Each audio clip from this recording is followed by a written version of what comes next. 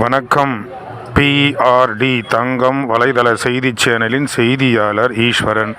இன்று புரட்சித் தலைவர் பொன்மனச் செம்மல் அவர்களின் 37ஆம் ஆண்டு நினைவு தினத்தை முன்னிட்டு வாலாஜா மத்திய ஒன்றிய செயலாளர் வி.கே. ராதாகிருஷ்ணன் தலைமையில் படியம்பாக்கம் மூர்த்தி அவர்கள் வாலாஜாபேட்டை பிடிஓ அலுவலகம் முன்பு உள்ள புரட்சித் தலைவர் திருவுருவ சிலைக்கு மாலை அணிவித்து சூடம் ஏற்றி 37ஆம் ஆண்டு தினத்தை அனுசரித்தார்கள்.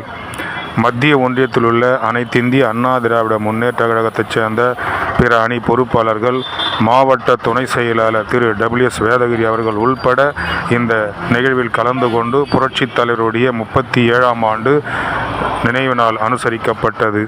அதைத் தொடர்ந்து ஏழை மக்களுக்கும் உணவு வழங்கி புரட்சித் தலைவருடைய கொள்கையை மக்களுக்கு எடுத்து செல்லும் வகையில் இந்த நினைவு தினம் இன்று அனுசரிக்கப்பட்டது. செய்திக்காக ஈஸ்வரன்.